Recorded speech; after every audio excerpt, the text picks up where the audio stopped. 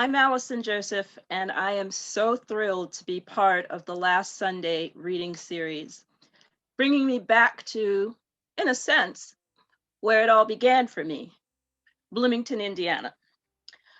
I am a proud graduate of the MFA program at Indiana University, where I studied with such wonderful poets as Maura Stanton, David Wojan, and Yusef Komunyakaa.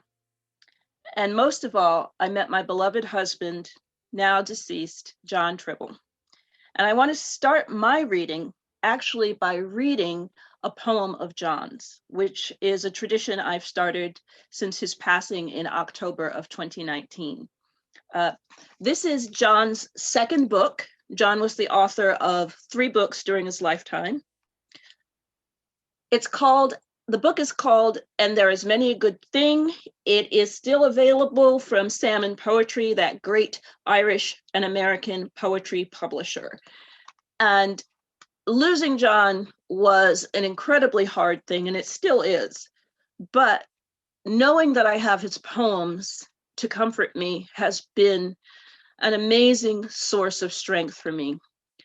And this one particular poem struck me as something that we could all hold on to given the pandemic. It was written not with any particular pandemic in mind, but with the ebbs and flows of life itself. But it kept speaking to me. So I opened this reading with a poem by John Tribble, Jon. The poem is called Then, Now, and Later. The life you lead is not the one you planned. The unexpected twists have only grown. Your destination changes as you go. So let the disappointment you feel show. No pains or sorrows need be met alone. The life you lead is not the one you planned. You'll be surprised when someone's outstretched hand will reach for you. Others can see and know the unexpected twists have only grown. The future's less a promise, more alone, against the time you find your own command. Your destination changes as you go. Hold on to what you can, let the rest flow like water slips to nothing in dry sand. The unexpected twists have only grown. The life you lead is not the one you planned. There is no roadmap for this shifting land. Love, hope, and loss can never be controlled. Your destination changes as you go. I love that poem. So we were talking before the taping of this about becoming an adult and learning secrets about your very own parents. And I learned secrets after both of my parents died. My parents were Caribbean immigrants. My mom was from Jamaica, and my dad was from an island called Carriacou, and he grew up on another island, an island we might remember from invading it, an island called Grenada. They met and married in England. They were part of the Windrush generation, and they emigrated from England to Canada to the United States. So this is a poem called What the Elders Tell You, and the elders are my parents' friends who survived them.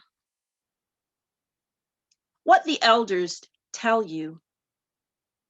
When your parents have died and their friends are still living, they sit you down and tell you everything you didn't know and everything you have suspected about them, all the affirmations and confirmations you'd been waiting for so many years. They are your elders still, but now you are an adult, maybe with children of your own, certainly with bills and mortgages, debts collapsing your expectations, hopes. Because you are old now too, the elders tell you of all your parents' transgressions, the adultery, the drinking, the fractured friendships they never mended, redeemed only with their dying. The elders lean forward as they tell you these things, laughing with unfamiliar relish as they recollect their friends, shaking heads in disapproval at the misdeeds of the dead. But did you want to know your parents were human? Weren't you planning on mourning them forever, stuck at the age you were when they died, never reconciling their adult lives with yours? Questions tumble from you faster than you can open your mouth, and the elders, with their shaky hands and graying temples, answer each one, not with the veiled dismissals of your youth, not with the sly winks and nudges that did not include you then, but with the truth, salacious and bitter and humorous, broken in ways you never expected. So I have the honor of having two books recently published, one a chapbook, one a full-length book, and I'm going to read a few poems from each.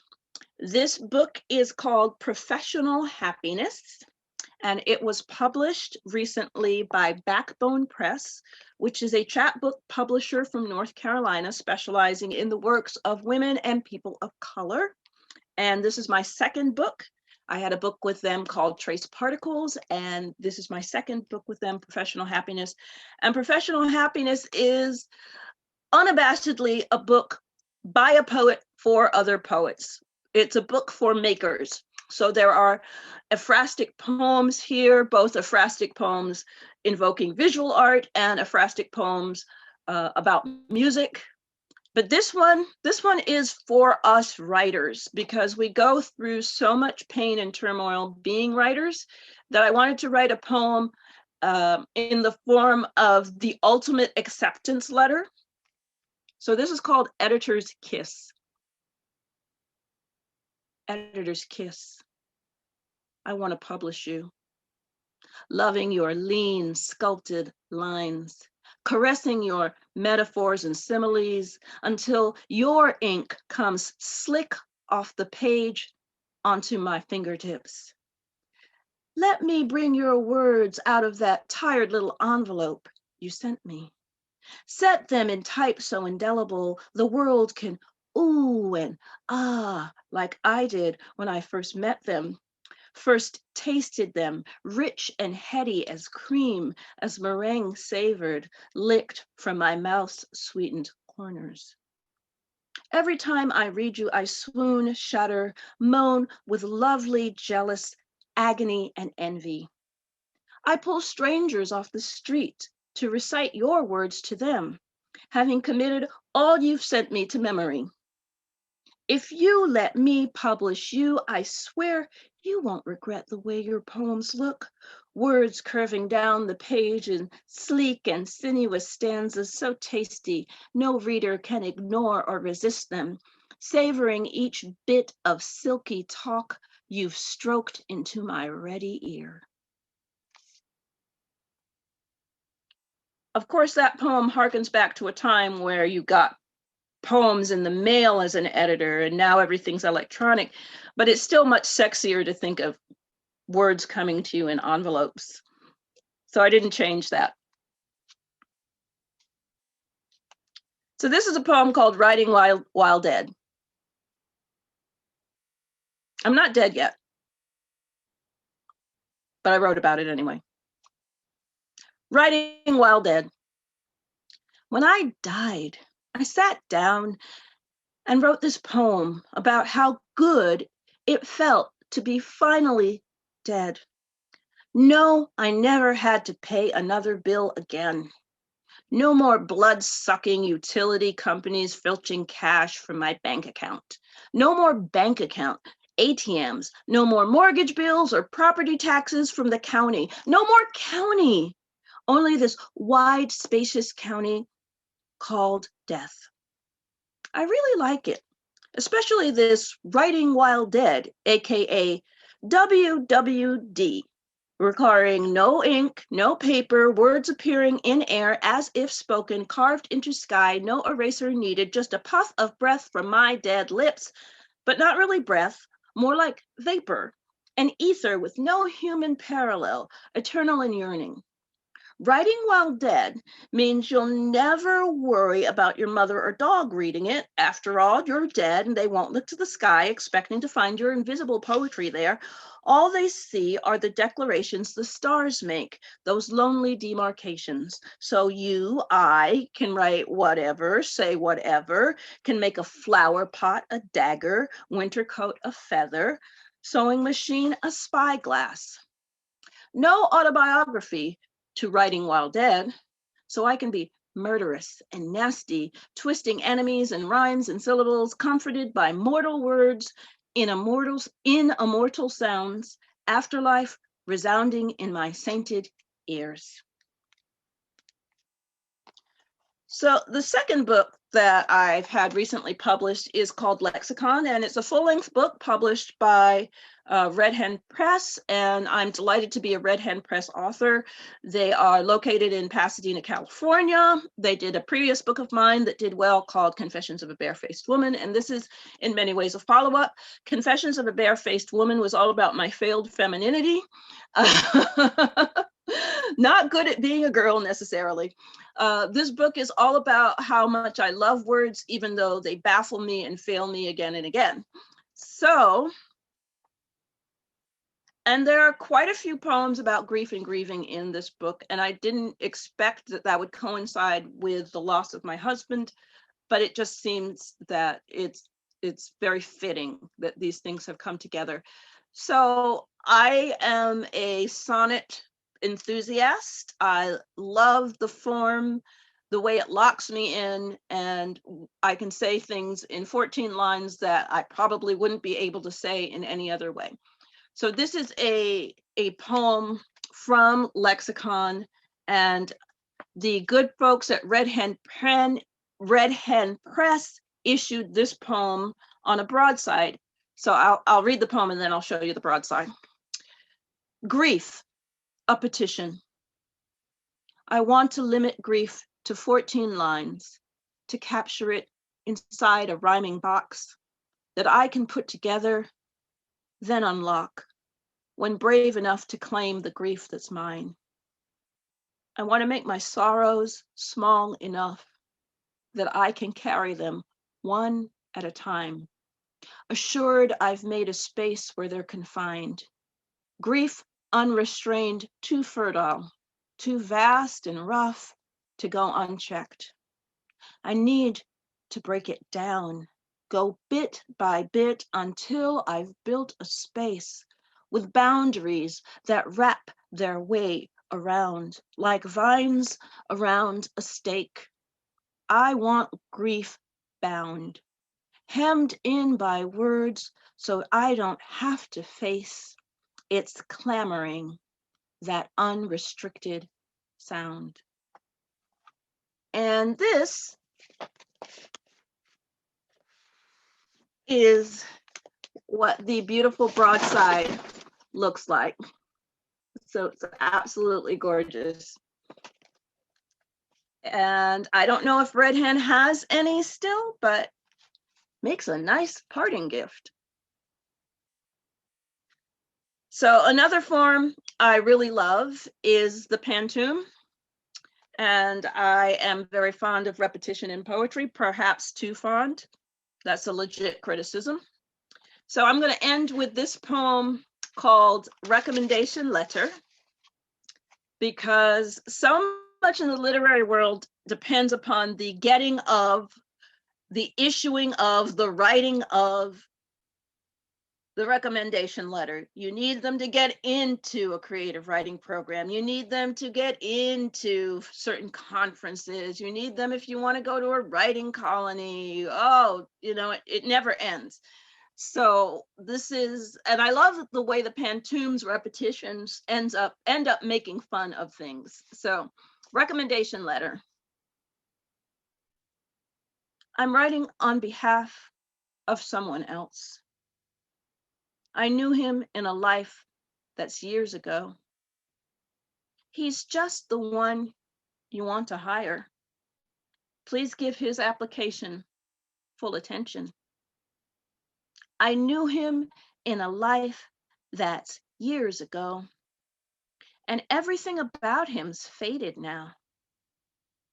Please give his application full attention because I tell you to, because I wrote this down, and everything about him's faded now, except the fact that he needs a job, needs to eat. Because I tell you to, because I wrote this down. Please look over his stats, his credits, his bio, the fact that he needs this job, needs to eat. He's well trained in his field, his work. Please look over his stats, his credits, his bio, and choose him from the throng. Touch him. He's well trained in his field, his work, though I can't recall his face right now. Choose him from the throng. Touch him with life insurance, benefits, union dues. Though I can't recall his face right now, he's just the one you want to hire with life insurance, benefits, union dues. I'm writing on behalf of someone else. Thank you.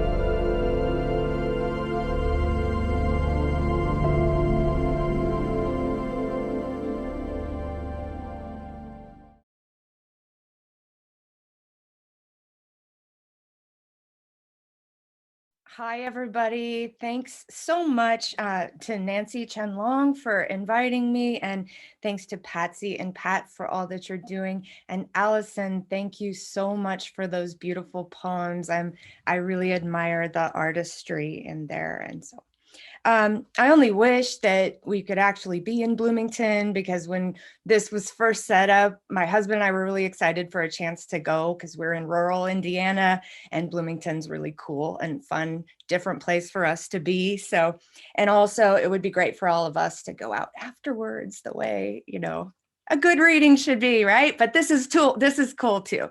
So thanks so much. So this first poem, I don't know if how much is in the introduction, but I have a background in physics and poetry. So that pops up in the physics every now and then. And in the title of this poem, there's a reference to the sum over histories.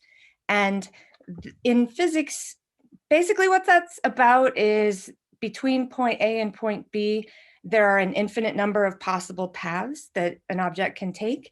And some of those paths are more likely than others. And in the end, when you add up all the paths, some parts cancel each other out and you end up with the most obvious path. I know it sounds super boring, but anyway. So this title is Large Glass, the Bride's Erotic Selfies and the Sum Over Histories. A transparent image, Duchamp called it an apparition of an appearance, cracks in the image and a reflection, the viewer reflected. Physics asks which photons know to go through glass and which bounce back. Finally, light takes every possible path, and we, observers, can only speak of the aggregate of all possible paths. Art, apprehensible from opposite sides, romantic about the apex of mind meets world, but living to a corporeal existence. A black bra is ordinary, pouty lips and come hither, so basic is her midlife. She wants to meet her body before it is reflected back to her in some distant region of space-time, pale, belly fat. Her mirror reflects in some notion of now. A photo records, this was me at least once. Okay, now for a change of pace. Touch. Into the middle of the mirror, the middle of the butterfly, the flutter of the mild tooth. Butterfly in the mirror, and mirrored in it the flutter of mildness, a tooth of sadness, no sad in it. Not sad, but mild in the middle of the tooth, some sensitivity, but in the flutter of sensation of brushing a butterfly off of a mirror. It is mirrored, a hand brushing a butterfly off a surface only touching, never touching. It is too light. There is a lightness in touching a butterfly. There is a lightness in a butterfly touching a mirror. Less lightness in a hand, but hands do not touch. Touch happens in the middle. There is no middle. A tooth is a severing, not sad, but mild in the middle. Touch is a flutter. Fluttering, a sensation in a tooth in a mouth, tooth of a mouse, and the word strange is banned. A mouse is sensitive. Between a mouse and a butterfly is a middle where they do not touch.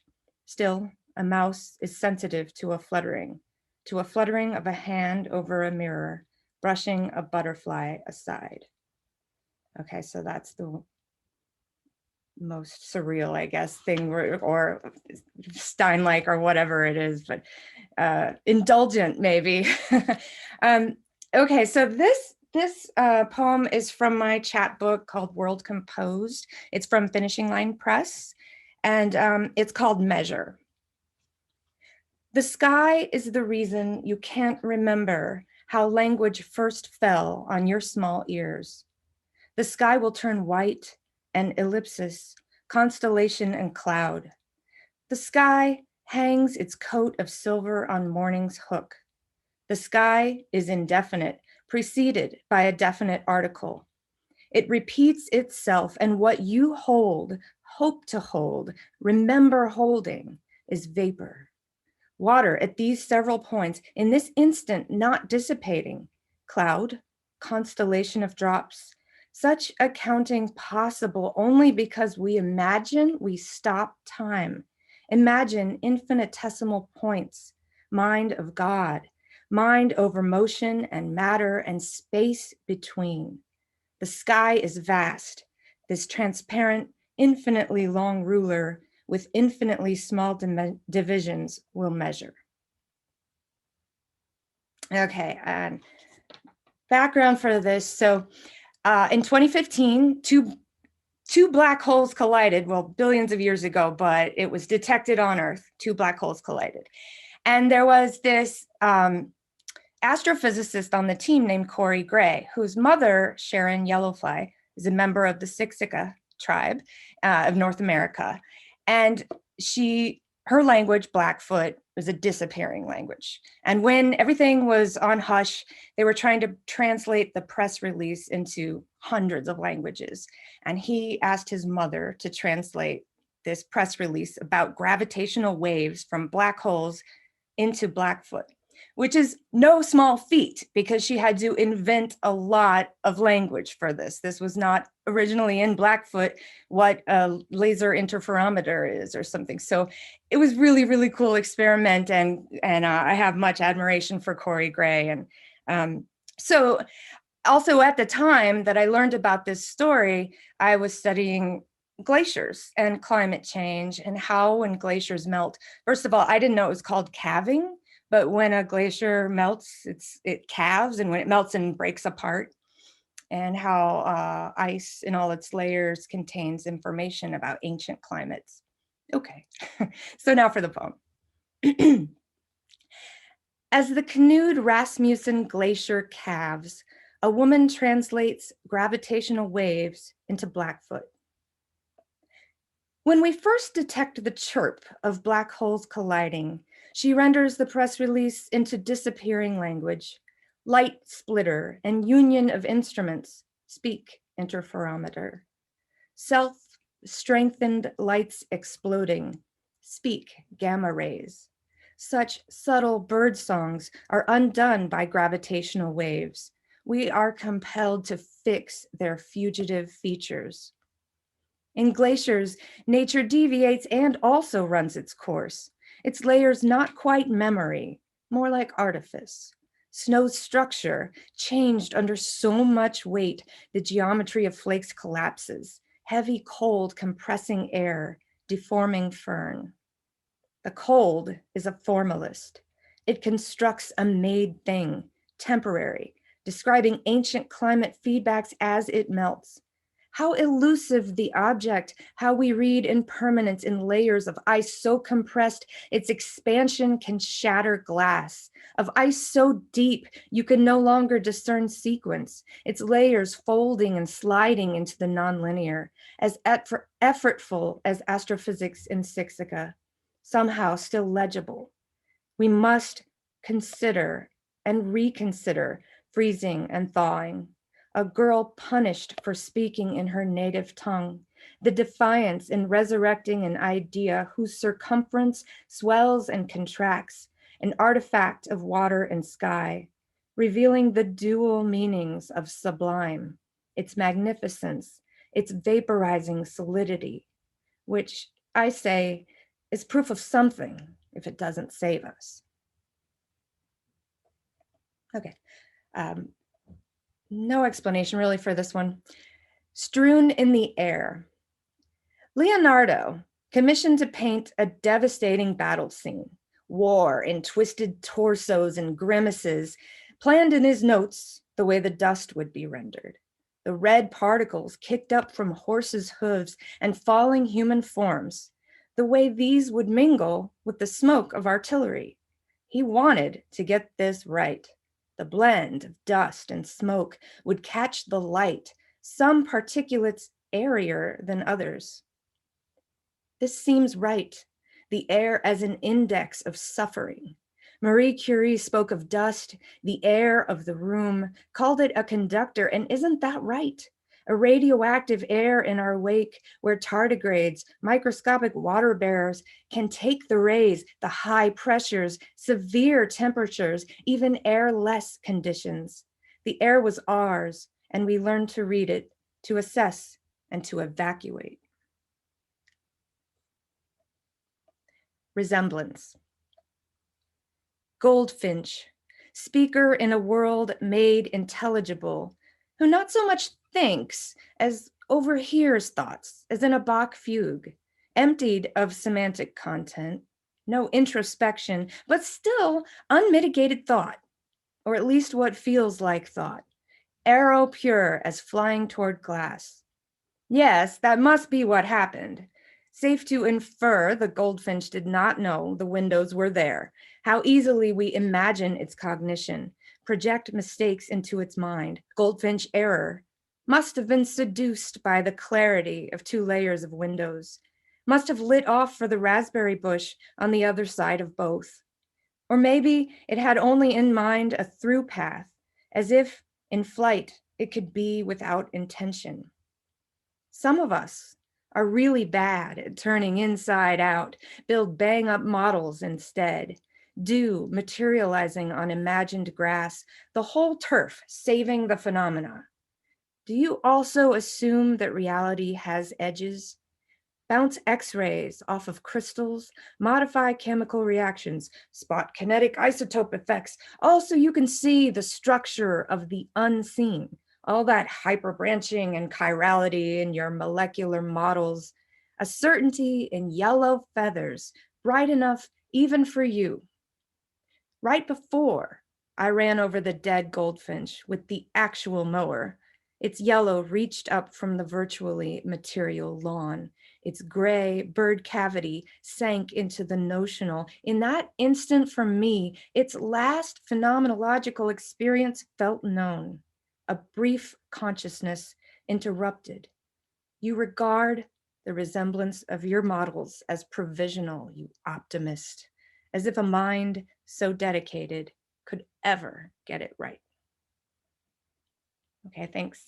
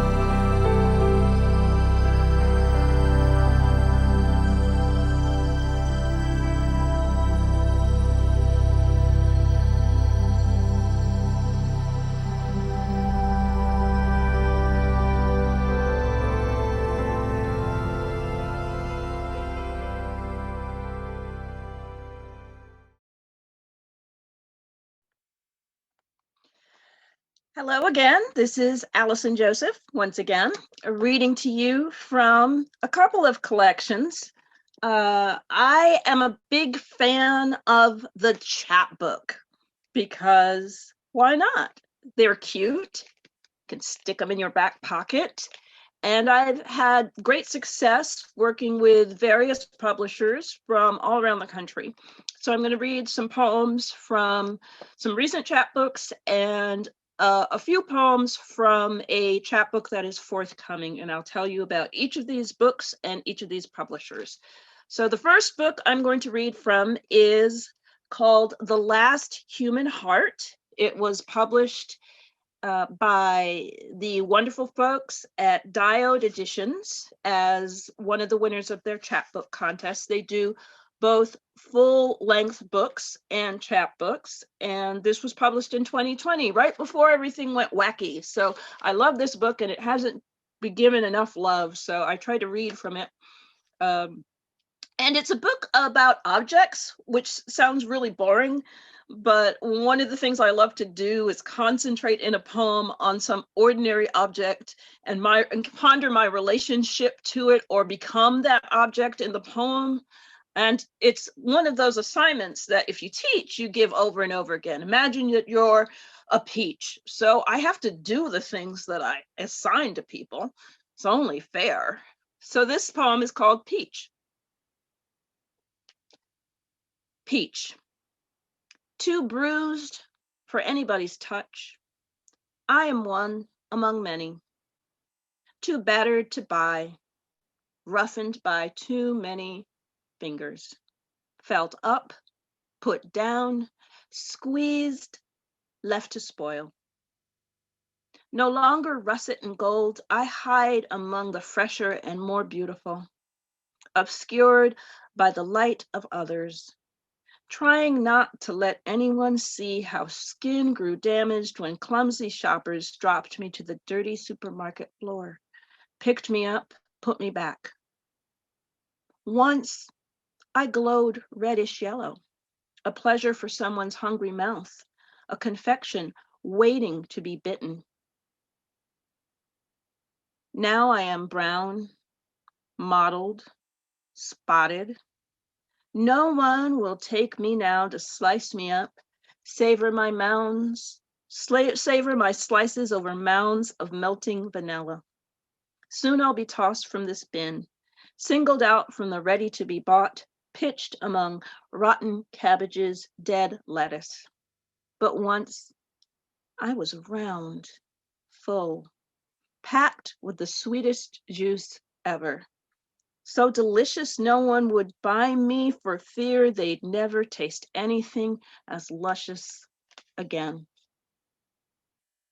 And after I wrote that poem, I'm like, that is not just a peach talking. That's all of being a woman and the expectations and denials of being a woman. So on that same theme, here's another object poem. And we all love to eat, I hope. I hope people still love to eat. But how often do we think about the objects that we eat with, like spoons and forks and knives? So I've got a spoon poem, I've got a knife poem somewhere, fork poem. This one is for the spoon. Spoon. When I think of its silver shape, its arch and curve, its shiny belly eager for my soup, I cannot help but be excited, knowing the promise of nourishment to come. I love its metal cold against a mound of vanilla covered in an avalanche of chocolate syrup, or hot with broth so laden with noodles it's more noodle than soup, each curvy twist better than the last. I cannot love a plastic one.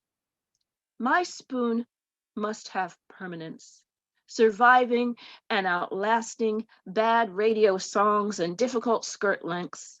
Must be the right fit for my hand, elegant, not too tiny, not too immense. It must take what I want to shovel in my mouth without being a shovel.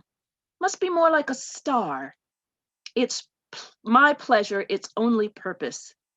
It must wait patiently among the spiky forks and treacherous knives, knowing I will come for it once, twice, 3 times a day. It must stir everything I want and never complain. I hang it off my tongue, let it slide down until I catch it, make it blend what's separate into a whole only I'll consume. So that's the poem Spoon from The Last Human Heart, published by Diode Editions. And I want to give a shout out to another wonderful small press. This wonderful looking book is called Corporal Muse. It was one of those books that kept being accepted and abandoned, like when you deal with small presses, sometimes they go out of business or people get sick and they can't do it. This was eventually published by the good folks in Little Rock at Sibling Rivalry Press. They are fantastic, and look at this beautiful book.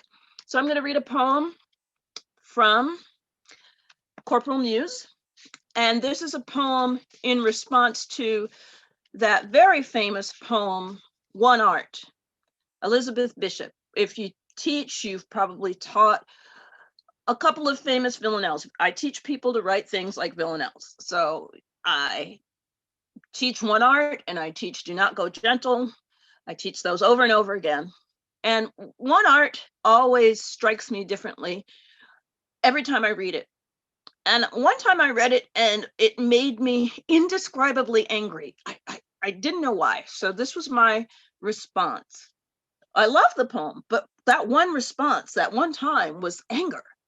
Says more about me than Elizabeth Bishop, really. Mourning and Art, after Elizabeth Bishop. The art of mourning isn't hard, it's hell. Despite the funerals, the florid wreaths. I had 2 friends, and I'm not doing well without them here. Who can I stop to tell about their lives, their words, their griefs? The art of mourning isn't hard, it's hell. To know we will not speak again, not dwell in presences that once brought me relief. I had 2 friends, and I'm not doing well without their lines, their images to swell my memory, their ground time here too brief. The art of mourning isn't hard. It's hell to write about them now, to think and spell when sorrow's shaking all of my beliefs. I had 2 friends, and I'm not doing well without their voices here to soothe and quell my fears, still cursing death, that stealthy thief. The art of mourning, it's too hard, this hell. Come back, my friends. You know that I'm not well. Now, if you're really a poetry geek, you'll sense a reference or allusion to another poet besides Bishop. There's a line in this poem where I say, their ground time here too brief, and that's a reference to the poet Maxine Cumin, who is another wonderful formalist poet who I admire quite a bit. So that is a poem from Corporal Muse, and I'm going to see if I can get the next 2 poems I am going to read come from a forthcoming collection, one that I just sent to the publisher today, and I'm going to read 2 more poems and be done. This poem comes from a new collection from Kelsey Books. It's called Any Proper Weave.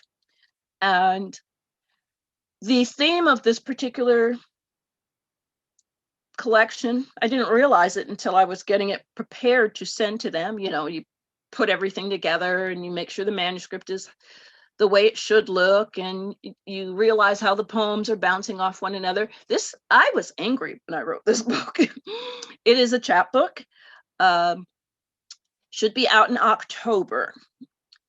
So here's one poem. I love writing poems that refer to other poets. You just heard a response to Elizabeth Bishop. This next poem is a response to We Wear the Mask, a classic poem by Paul Laurence Dunbar, which is a protest poem. It's a poem that protests racism in America. And every time a unfortunate incident happens, I think of We Wear the Mask. And this poem was written long before George Floyd, but it seems to echo that situation, meaning there have been too many situations that echo what happened to George Floyd, what happened to Breonna Taylor, what happened to Ahmaud Arbery. So this poem takes the same form as Paul Laurence Dunbar's poem. His poem is a rondeau, which is a hell of a hard form because it's very tight. It's tighter than a sonnet, it's tighter than a villanelle. But I felt I needed to echo Dunbar's form as I expanded on the message of We Wear the Mask. So this is called Compliance. It's after Paul Laurence Dunbar. We wore the mask, but we are broken still. Broken bodies drained of joy and skill. The evidence denied, argued away. The violence enacted on display for anyone to share or like for thrills. So many broken bodies stripped of will. So many useless arguments until another incident, then more replays. We wore the mask, tried to comply with rules, and still were spilled. Our blood a simple fetish. Those who kill will kill again, no matter how we pray, no matter how we issue our dismay. The lust for blood is sport. To die is play. We wore the mask.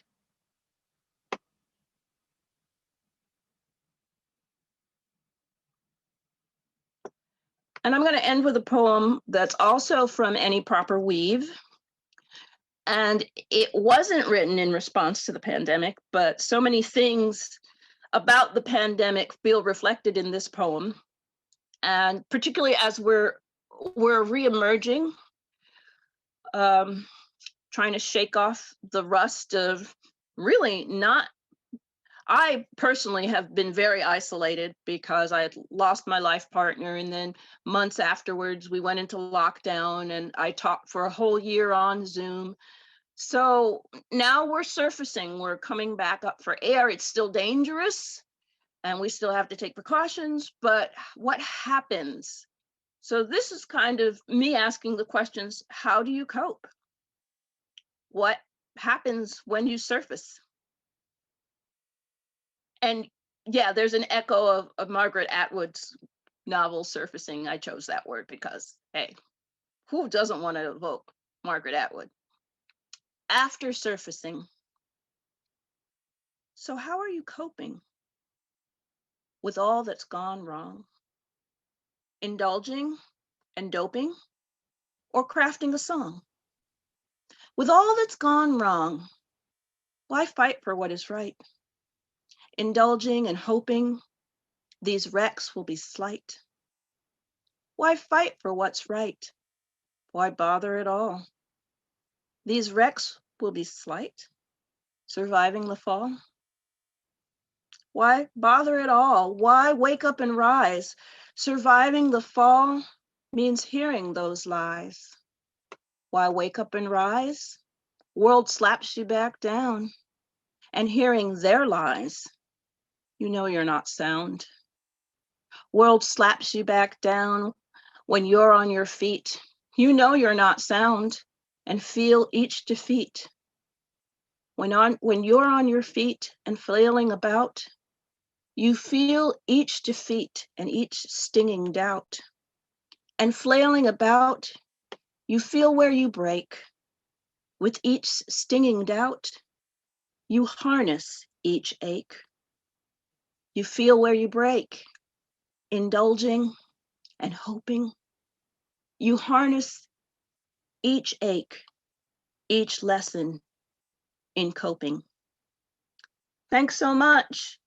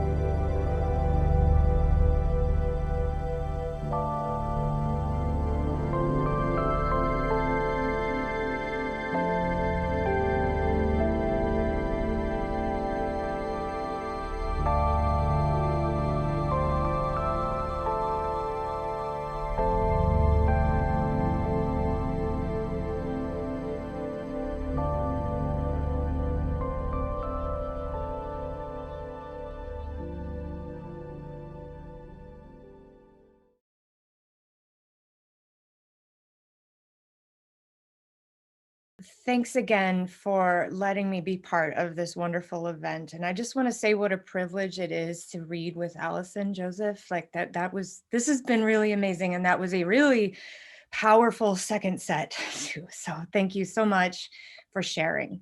I appreciate that. And thanks so much, Patsy and Pat. Okay, so I think this one doesn't need an introduction. Well, just that my husband and I we met in Arizona. We lived in the desert. I was a Southwestern gal, and we wound up, my parents retired here in the country, and we wound up moving next door to them in just a completely random series of events. And now we're heirloom tomato farmers, and we have chickens, and it's a life we never saw coming. So some of my poetry kind of has to do with that.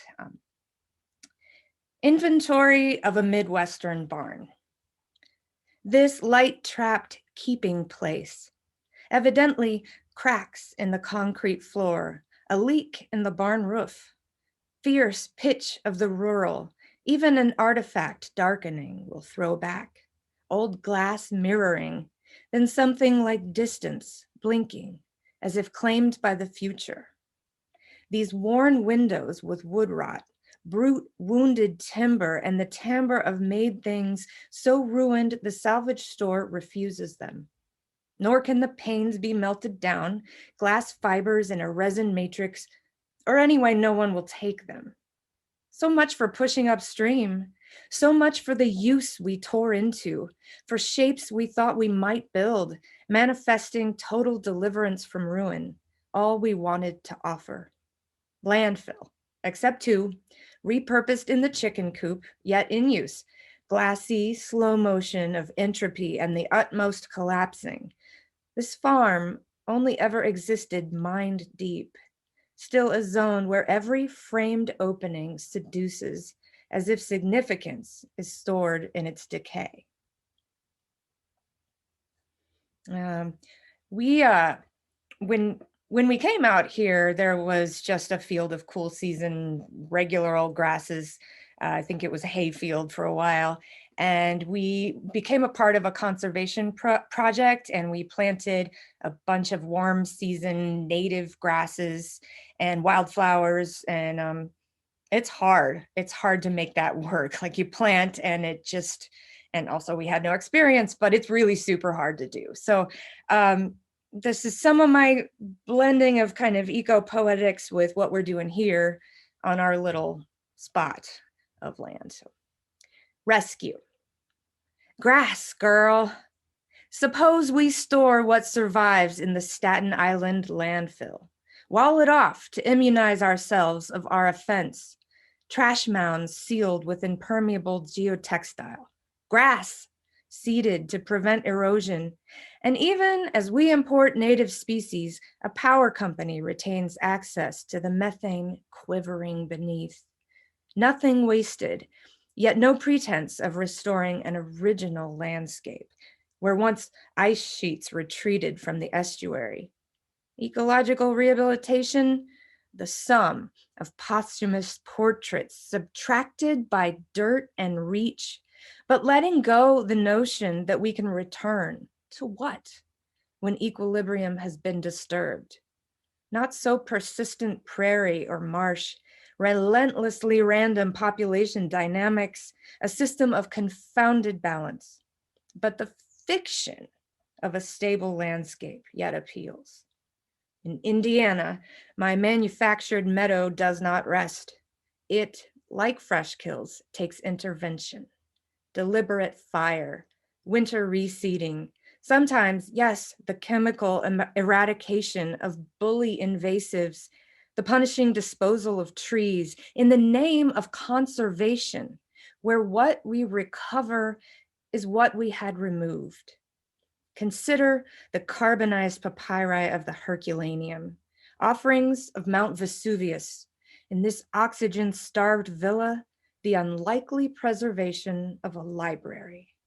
Resembling charcoal, papyri were pitched or burned in their discovery, deteriorated in extraction, documents doused with rosewater, liquid mercury, vegetable gas, sulfuric compounds, papyrus juice, ruined again and again, unrolled, copied, x-rayed, analyzed with nuclear magnetic resonance. And in these compartments of keeping lay the Greek Epicurus, who wrote nothing lasts forever, but also nothing is utterly destroyed. His ideas carried to me via the Roman Lucretius, whose fragments were also found.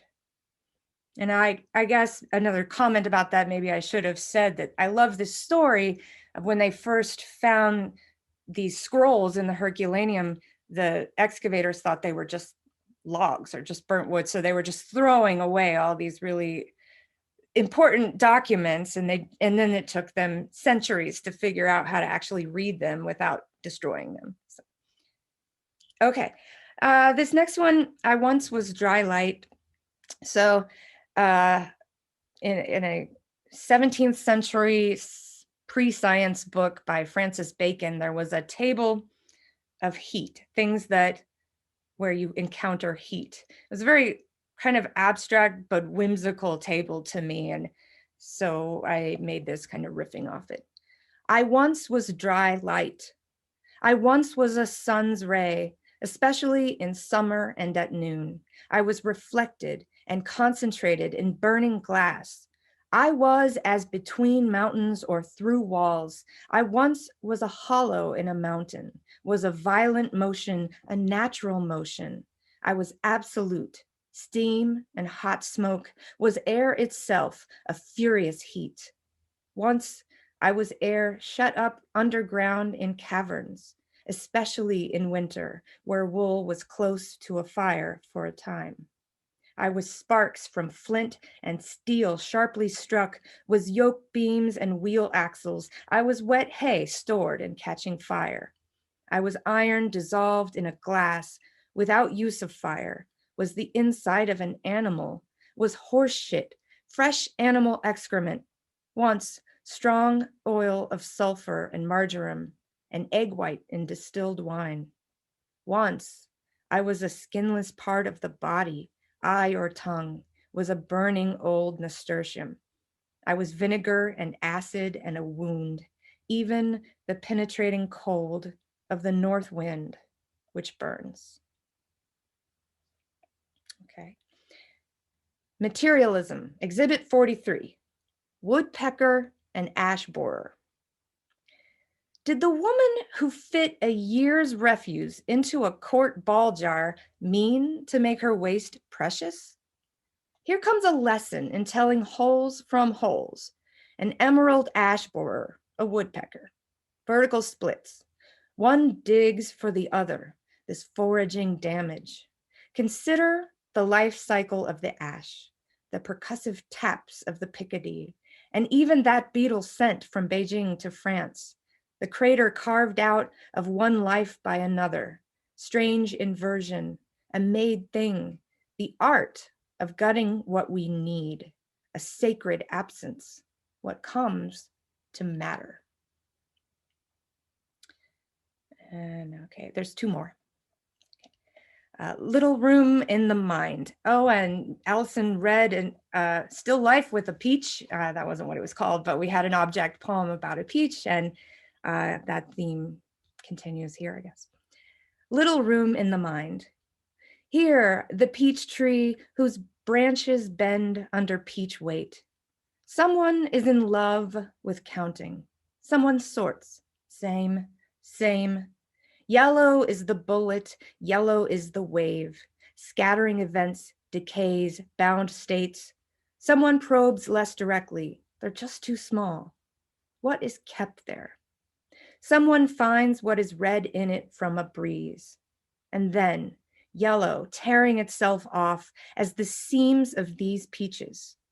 Here, such a thing as a massless particle. Such a thing as an absence which feeds on matter and light, mud, cloud, obey. It is a mind that imagines a potential well. It is a mind that thinks in positions under a curve, chambers, cloud and spark and bubble, chasing a fine yellow thread of evidence. An absence creates galactic arms. What is apparent? A quickening. Nautilus drives itself backwards. There are the reefs, these are the reefs it encounters. This yellow comes boiling off, a peach bullet, peach ballet. You are someone. Your mind feeds. Red cheeks there. Okay. I think I should preface the poems, and I don't preface them with just let the physics just sort of, it's kind of just sound in the poems. That's sometimes the role that it's playing. It's not like you need to picture it or anything, but okay. So every August we go out and see the Perseid meteor shower here in Indiana. That's visible in August. And I don't really know much about it, but the meteor shower comes from a comet that has broken apart. And so this poem is called, and this is kind of my story of coming from physics to a farm, in a way, coming to appreciate the known. Late summer in Indiana, as the earth passes once again through a band of comet debris. On a Perseid night, each meteor spends itself. Every day, the field asks me for nothing. August, each year I have showered in them, fragments of swift Tuttle.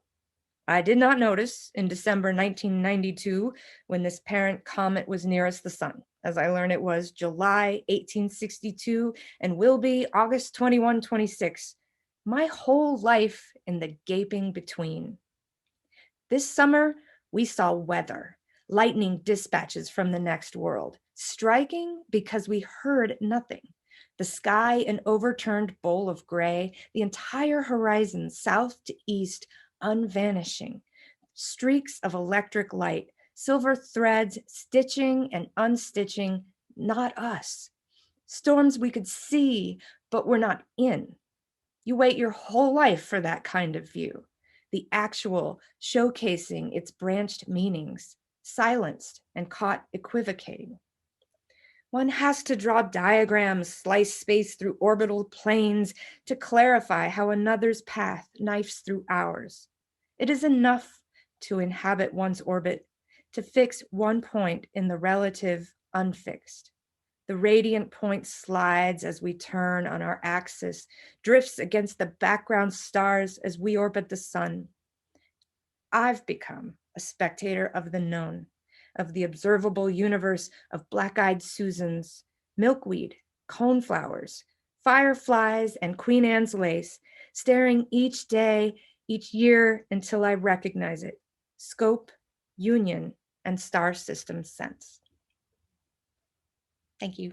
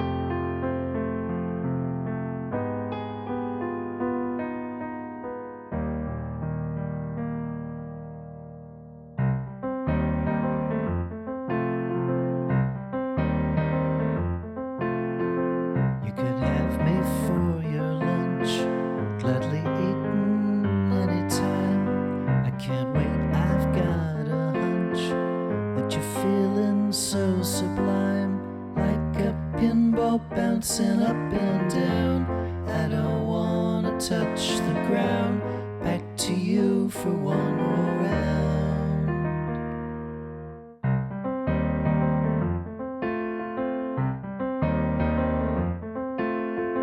Every day you teach me well. You're the master of the art, keeping me under your spell. How I like to play the part, like a pinball bouncing up and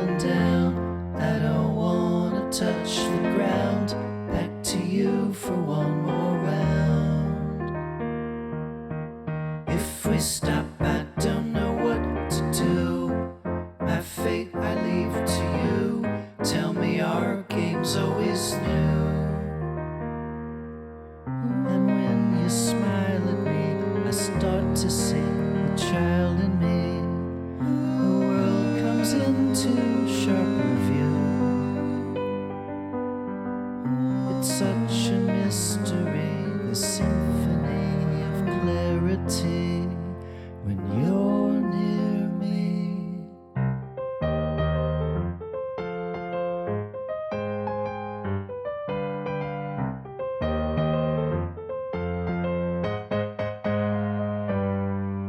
Like a pinball bouncing up and down, I don't wanna touch the ground. Back to you for one more round. If we stop, I don't know what to do. My fate I leave to you. Tell me our game's always new. It's such a mystery, the symphony of clarity